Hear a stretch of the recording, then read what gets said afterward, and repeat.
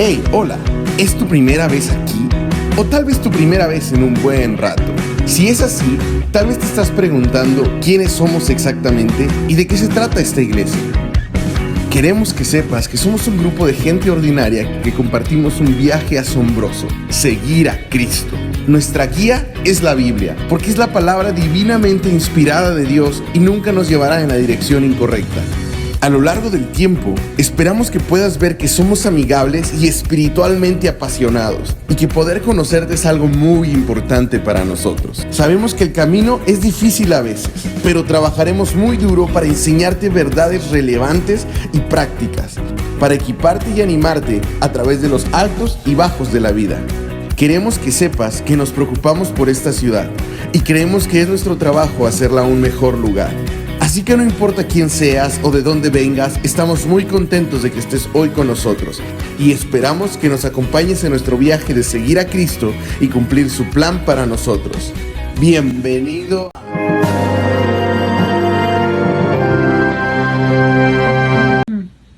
Saludos, mis queridos hermanos y amigos. Vivimos días muy difíciles, de angustia, de miedo, de incertidumbre. Necesitamos y queremos un lugar seguro, pero el Señor en su palabra nos dejó unas promesas. En el Salmo 91, 1 al 4 nos dice: el que habita al abrigo del Altísimo morará bajo la sombra del Todopoderoso. Diré al Señor: esperanza mía, castillo mío, mi Dios en quien confío. Él te librará del lazo del cazador, de la plaga destructora. Con su pluma te cubrirá y debajo de sus alas estarás seguro. Escudo y defensa es su verdad. Qué hermoso, ¿verdad? Nosotros no debemos de tener miedo. No tenemos que estar en angustia, porque el Señor en su palabra dice que Él nos protegerá bajo sus alas. Él nos cuidará. Con esta hermosa promesa, la Iglesia Central Oeste quiere darle una cordial y sincera bienvenida a la programación. Que el Señor me los bendiga y me los cuide.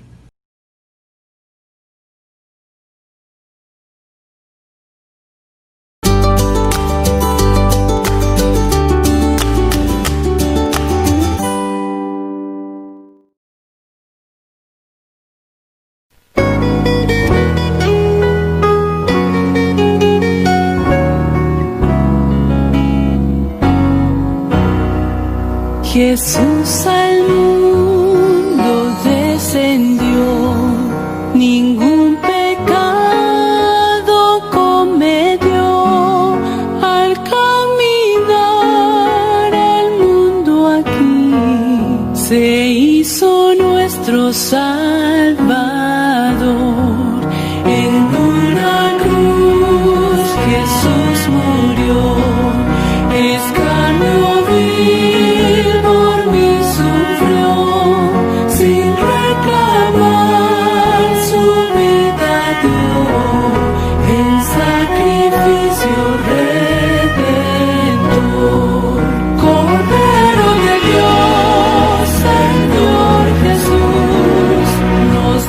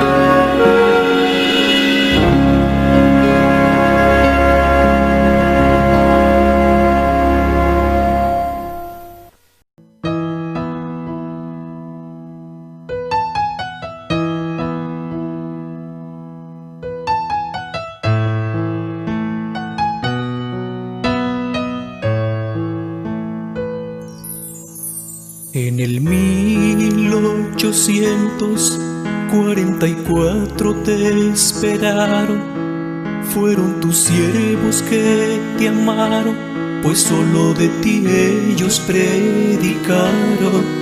Escudriñaron tu palabra y así con ansias las tragaron. Y fue tan dulce en sus gargantas cuando ellos de ti pregonaron. Interpretaron que el santuario era la tierra en que hoy estamos, y proclamaron que vendrías en esa fecha a purificarlo. En aquel día te esperaron, pero no vieron tu regreso. Solo un gran chasco se llevaron, pero ni aún así ellos flaquearon. ¡Ay, qué dolor!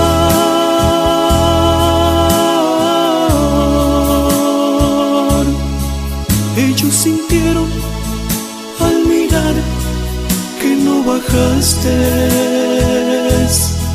¡Ay, qué dolor! Fue aquella burla de las gentes.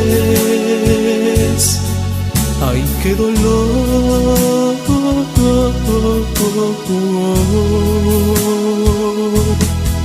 ¡Ay, qué dolor!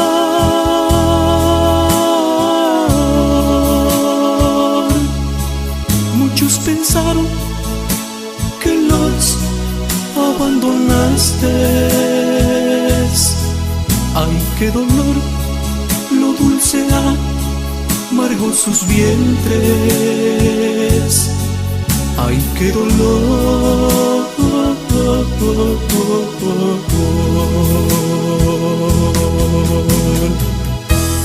Y él me dijo: hasta 2300 tardes y mañanas, y luego el santuario será purificado. Por eso, en ese gran otoño del 22 de octubre de 1844, aseguraron que vendrías. Mas tu palabra es clara cuando dice que el día y la hora nadie sabe, ni aun los ángeles que habitan en el cielo, sino solo el Padre. Y tu palabra dice que Dios no retarda sus promesas como muchos la tienen por tardanza. En ese año has entrado, al santuario has purificado, intercediendo por tu pueblo que todavía en ti sigue creyendo. Aquellos que su fe afirmaron, de ningún modo ellos flaquearon. Hasta este siglo han llegado, aún Jesús te estamos esperando. Mas no sabemos el gran día, horas ni fechas no afirmamos, ni aun los ángeles lo saben, solo mi Padre que está en el cielo. Aquí seguimos esperando y el Evangelio anunciando. Ven por nosotros, Dios del cielo, aquí tu pueblo te está esperando. Ya no hay dolor,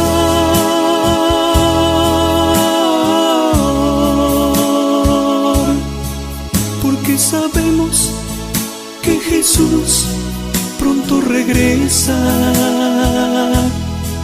Ya no hay dolor, Dios siempre cumple sus promesas. Ya no hay dolor,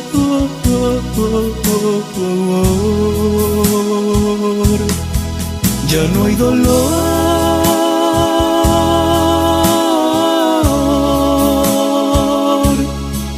pues ya sabemos que como un ladrón regresa. Ya no hay dolor, el novio viene por su iglesia. Ya no hay dolor,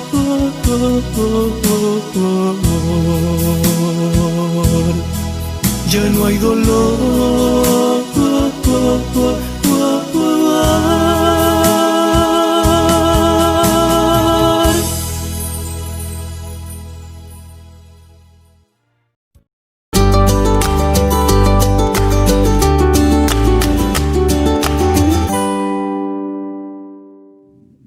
Buenas hermanos, ¿cómo están? Hermanas y hermanos, espero que estén bien, que estén contentos, ya que así deben estar los hijos de Dios. Vamos a comenzar un programa nuevo, así que les pido que inclinen sus rostros y me acompañen en una oración. Amante y bondadoso Padre, Señor, que estás en los cielos, santificado y glorificado sea tu santo y divino nombre, Padre. Padre, tú que tienes amor por nosotros, que nos guías, nos proteges, Señor, y nos conduces por esa senda angosta, Señor, que nos lleva a la salvación. A ti te pedimos que a través de este medio nos guíes a nosotros para poder llevar tu mensaje, Señor, y esparcirlo hasta el fin del mundo. Queremos pedirle, Señor, por todas esas personas que nos estarán escuchando, Señor. Ellos están sedientos de ti, saben que hay algo que hace falta, Señor, ese vacío que no se puede llenar con otra cosa, y solo están esperando que tu siervo, Señor, le compartan ese bello mensaje. Padre, si tú con ellos, Señor, sabemos que estamos en un tiempo de necesidad, Señor, y solo tú suples nuestras necesidades. Y si aún nosotros sabemos dar buenas dádivas, Señor, más tú que eres un Padre amoroso y eterno que nos creó, Señor, y que nos mantiene y nos sustenta hasta el día de hoy. Padre, síguenos llevando en tus manos, Señor, y condúcenos.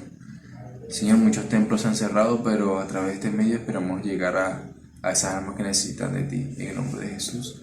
Amén.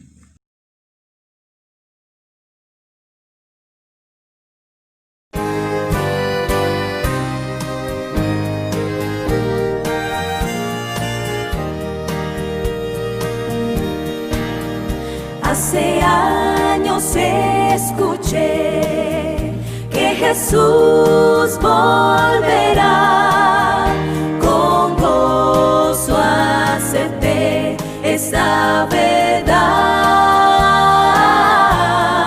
La esperanza firme está, pues ahora bien yo sé que mi Cristo muy pronto volverá. Todo proclama con poder y las señales anuncian ya el fin. Atención, la vista levantar, la redención muy cerca ya está.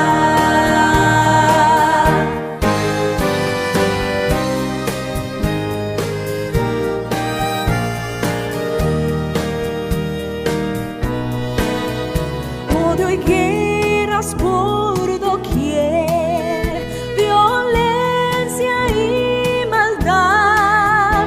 No dudes, vendrá el buen Señor. Su promesa cumplirá, por sus hijos volverá. Si confiad, pronto nuestro Rey vendrá.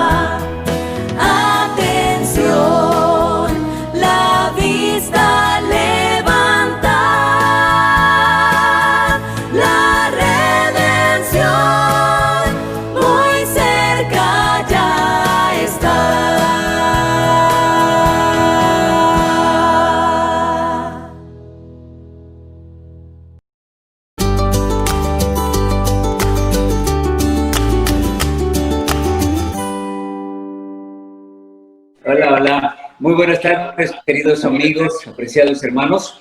Un gusto saludarles para el estudio del tema de esta tarde en el libro de Daniel, capítulo 8, versículo 14. Y dice así la palabra de Dios. Y él dijo, hasta 2300 tardes y mañanas, luego el santuario será purificado. Quiero invitarles para que podamos, allí donde estemos, tener una corta oración. Padre Celestial, en esta tarde te agradecemos tus bondades, tus cuidados y también la oportunidad que nos das para juntos estudiar más de tu santa palabra. Yo te ruego, Señor, que nos puedas bendecir con esa bendición especial de tu Espíritu Santo. Ven, Espíritu Santo, mora en nosotros, mora en cada corazón presente y danos entendimiento para poder captar el mensaje que tú tienes para nosotros a través de la profecía de las 2300 tardes y mañanas. Oh Padre, gracias por escucharnos. En el nombre de Jesús. Amén. Muy bien, mis amigos, qué lindo que estemos estudiando de la palabra de Dios y especialmente de estos temas proféticos. La primera pregunta que quizás nos hagamos es, ¿por qué estudiar las profecías? Déjeme decirte, mi amigo, que la Biblia, sí, esa palabra de Dios que tú tienes en la mano, el 30% del contenido bíblico es profético. Por eso es importante que estudiemos las profecías, porque el 30% de su Biblia contiene mensajes proféticos. Número 2, el libro de Isaías, en el capítulo 46, versículos 9 y 10, nos dice que debemos estudiar las profecías porque toda profecía tiene su origen en Dios. Toda profecía es de origen divino. Isaías 46, versículos 9 y 10. Acordaos de las cosas pasadas desde los tiempos antiguos, porque yo soy Dios, no hay otro Dios y nada hay semejante a mí. Versículo 10. Que anuncio lo por venir desde el principio y desde la antigüedad lo que aún no era hecho y que digo, mi consejo permanecerá y haré todo lo que quiero. Que anuncio lo por venir desde el principio. Dios es el único, mi amigo, que conoce el fin desde el comienzo. Por eso es muy importante, mi amigo, que nosotros estudiemos de los mensajes proféticos porque tienen su origen en Dios. Libro de Proverbios, capítulo 29, versículo 18. ¿Por qué estudiar las profecías? Proverbios 29, 18. Sin profecía el pueblo se desenfrena. Sin orientación bíblica, sin visión, el pueblo pierde su dirección. El pueblo pierde de dónde viene, dónde está y hacia dónde va. Por eso es importante estudiar las profecías. También Amós capítulo 3, verso 7. Porque no hará nada Jehová el Señor sin que revele sus secretos a sus siervos, los profetas.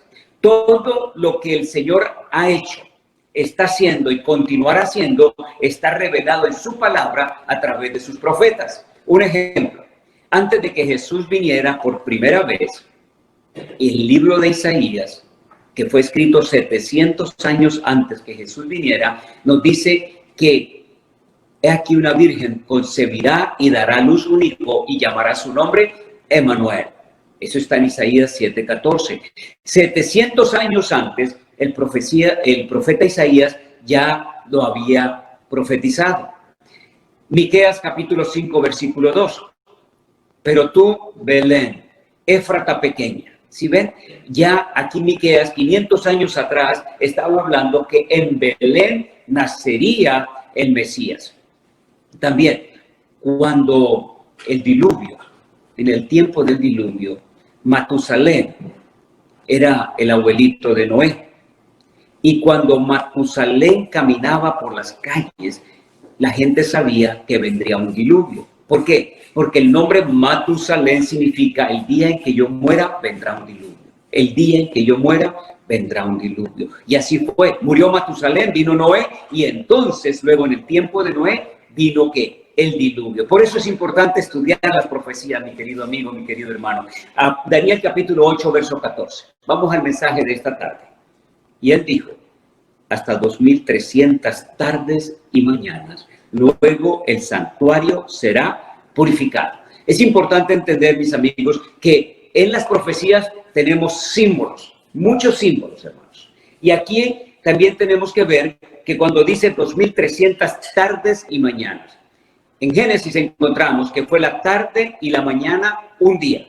Así que la tarde y la mañana representa un día. Pero en la Biblia también, simbólicamente, un día representa un año. Así que esos 2300 tardes y mañanas son 2300 días, traducido en 2300 años. Libro de Números, capítulo 14, versículo 34. Libro de Números, 14, 34. Conforme al número de los días de los 40 días en que reconocisteis la tierra, llevaréis vuestras iniquidades 40 años. ¿Sí? 40 días, 40 años. Un año por cada día. Día por año nos ha dado el Señor. También lo pueden confirmar en Ezequiel, capítulo 4, versículo 6. Así que esas 2300 tardes y mañanas son 2300 días, pero día por año nos da 2300 años. Ahora, cuando Daniel recibe esta visión, no fue fácil para él entenderla. Luego dice Daniel 8, 26 y 27. La visión de las tardes y mañanas que se ha referido es verdadera. Y tú guarda la visión, Daniel, porque es para muchos días. O sea que esa visión de los 2300 años tenía un inicio en el tiempo de Daniel, pero iba a llegar ¿hasta dónde? Hasta el fin del tiempo, para muchos días, para muchos años. Y Daniel 8:27, y yo, Daniel, quedé quebrantado y estuve enfermo algunos días, y cuando convalecí atendí a los negocios del rey, pero estaba espantado a causa de la visión y no la entendía. Hermanos, si a veces nos es fácil, o no es difícil, perdón, y a veces nos toma tiempo entender alguna de las profecías, para Daniel también no fue así. Para Daniel no fue fácil, hermanos. Él quedó triste, quedó preocupado, porque no entendía lo que el mensaje que había allí en los 2300 días. Entonces Daniel 9 viene a ser la explicación de esos 2300 días. Dice Daniel capítulo 9, versículo 1 y 2.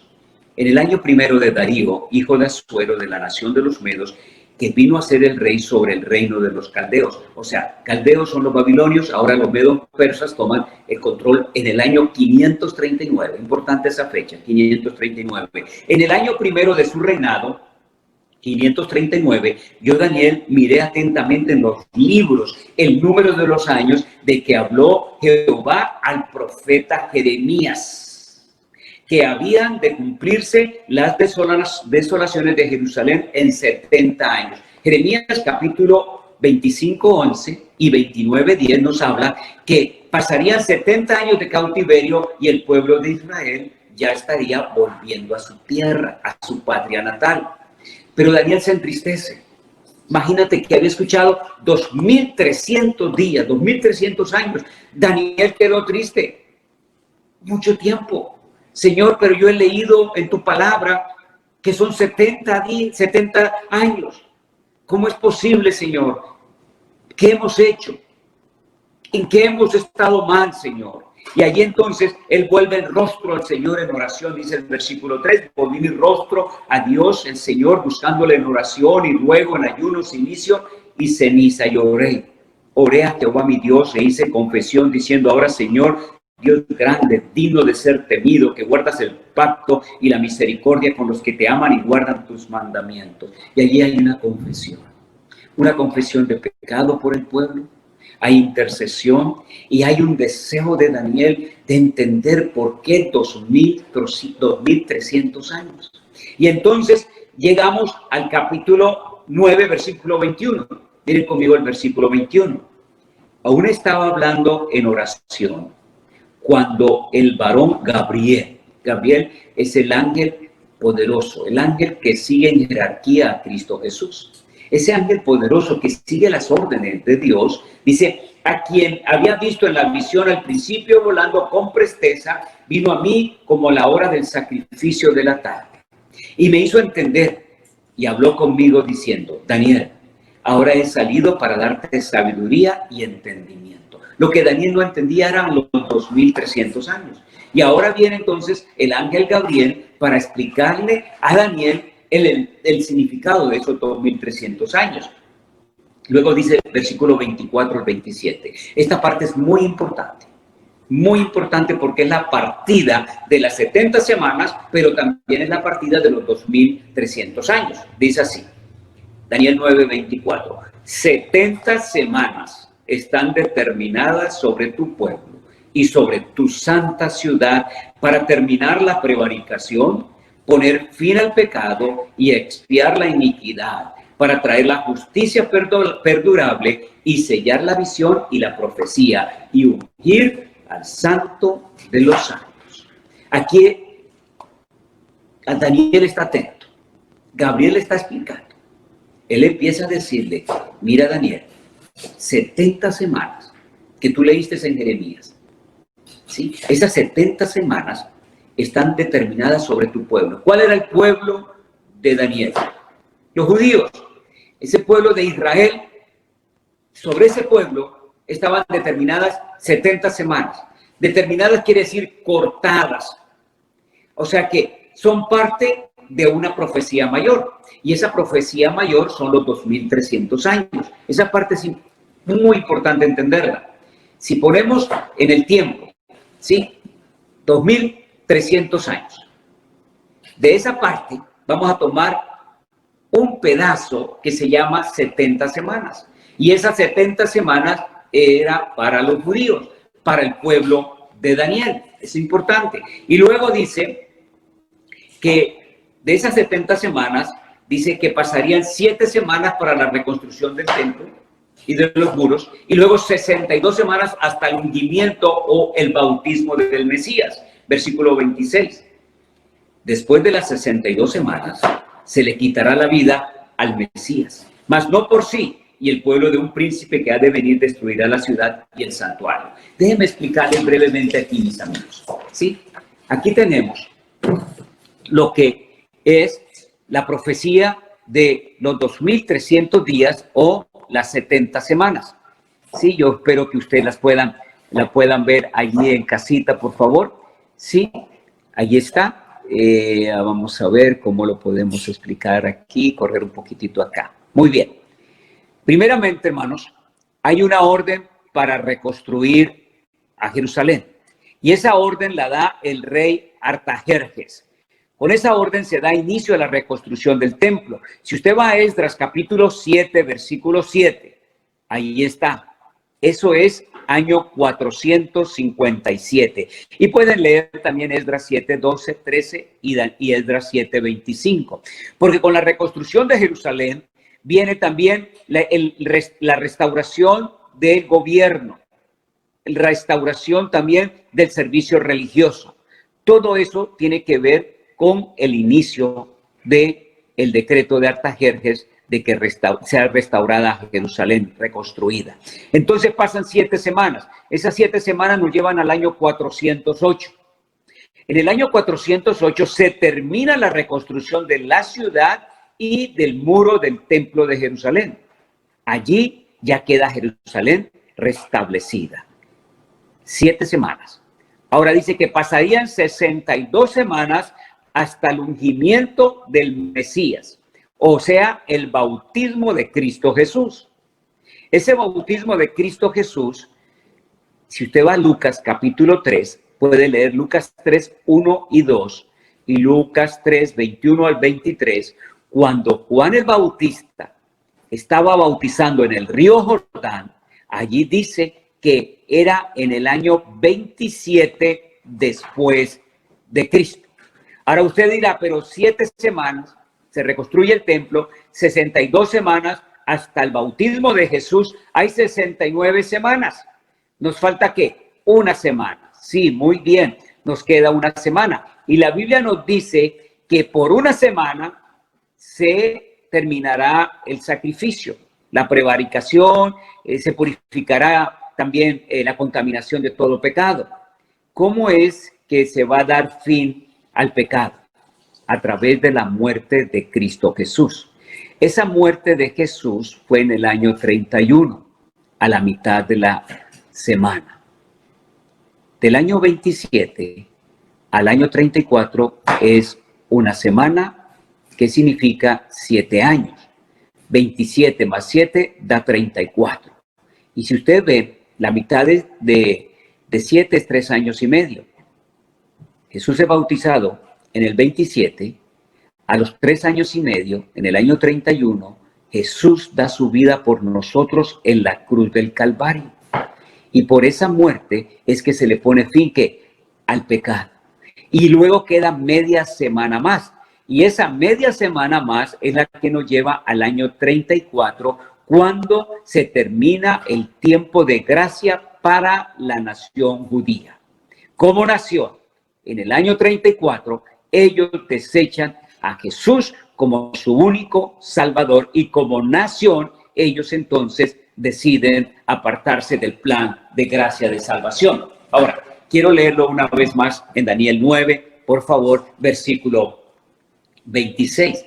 Después de las 62 semanas se quitará la vida al Mesías, mas no por sí. Jesús da su vida por cada uno de nosotros los pecadores. Y luego dice en versículo 27, y por otra semana confirmará el pacto con muchos. A la mitad de la semana hará cesar el sacrificio. Cuando Jesús murió en la cruz del Calvario, él dijo, consumado es. En ese mismo momento, el velo del templo se rasgó desde arriba hacia abajo. Y en ese momento, cuando el sacerdote estaba para sacrificar el cordero se escapó de las manos del sacerdote y el cuchillo cayó al suelo. En ese momento ya no hay más, desde ese momento ya no hay más sacrificios de corderos, porque Cristo Jesús, el Cordero de Dios que quita el pecado del mundo, estaba muriendo por nosotros en la cruz del Calvario. Ahora, ese fue el cumplimiento profético. Ya Isaías 53 lo había dicho. Claramente, el profeta Isaías lo había dicho, que él vendría para dar su vida por nosotros, los pecadores. En el libro de Hechos, capítulo 7, vamos a encontrar que por la otra media semana terminaría la gracia para la nación judía, porque ellos iban con el apedreamiento de Esteban en el año 34, estaban desechando esta gracia salvadora de Cristo Jesús. Estaban apartándose de seguir la misión que Jesús había encomendado a través de sus discípulos. Hechos capítulo 7, versículos 59 y 60. Y apedreaban a Esteban mientras él invocaba y decía, Señor Jesús, recibe mi espíritu. Y puesto de rodillas clamó a gran voz, Señor, no les tomes en cuenta este pecado. Y habiendo dicho esto, durmió. Con la muerte de Esteban, tristemente, la nación judía, el pueblo judío, quedó desechado completamente ya del plan de la gracia de Cristo Jesús. Como nación, no como individuos, porque el evangelio sigue siendo predicado en Israel y muchos judíos siguen aceptando ahora a Jesús como el Mesías Salvador. Y se le llaman judíos mesiánicos. Pero ese 34, entonces termina la gracia para la nación judía. Volvamos una vez más a nuestro cuadro profético. Si ustedes ven, desde el año 457 es que se da el inicio para las 70 semanas. Pero es el inicio también para los 2300 tardes o mañanas o 2300 años.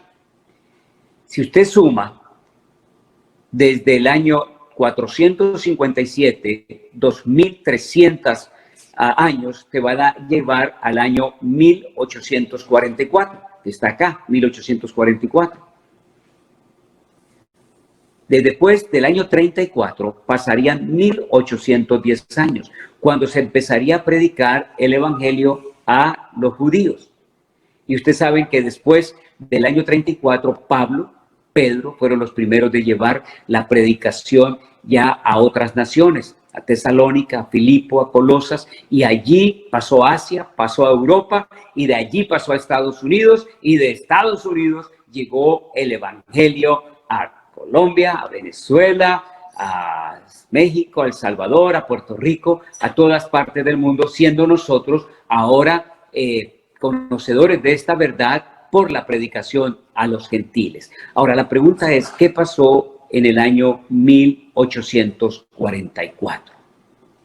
¿Por qué es importante el año 1844? Además que allí terminan los 2300 años, allí hay un evento muy importante y quiero que vayan conmigo a sus Biblias, al libro de Hebreos, por favor.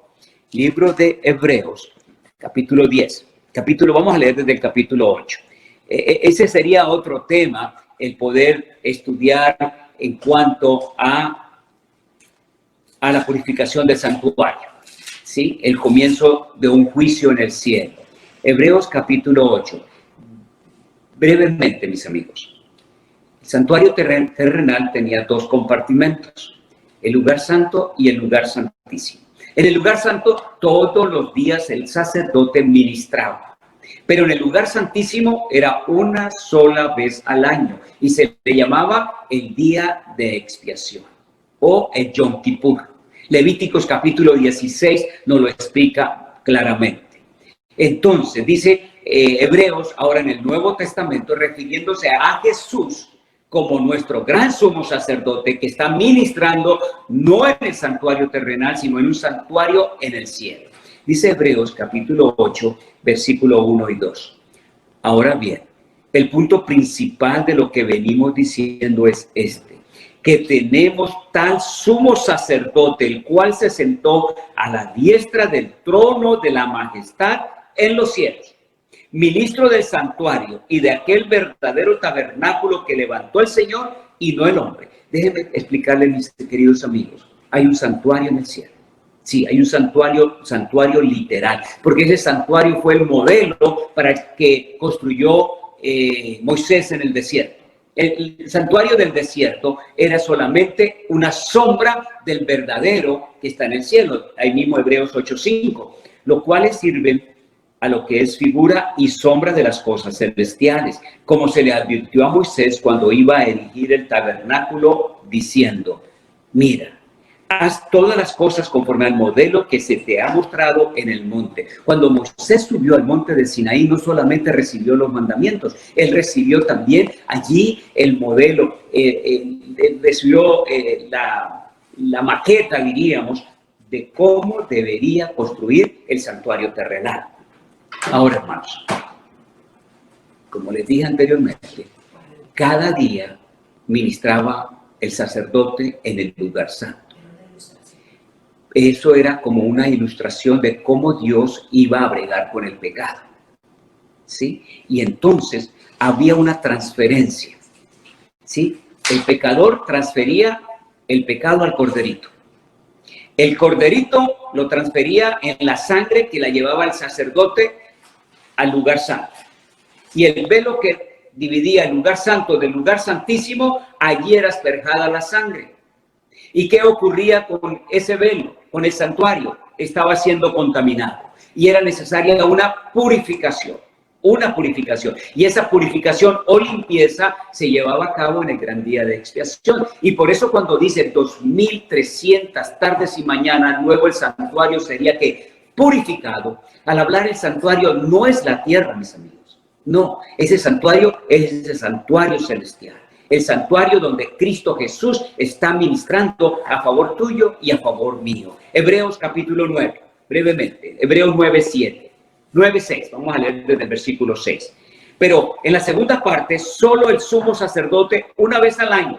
La segunda parte es el lugar santísimo. La segunda parte, una vez al año, no sin sangre, la cual ofrece por sí mismo y por los pecados de ignorancia del pueblo, dando el Espíritu Santo a entender en esto que aún no se había manifestado el camino al lugar santísimo, entre tanto que la primera parte del tabernáculo estuviese en pie. Vamos al versículo 11.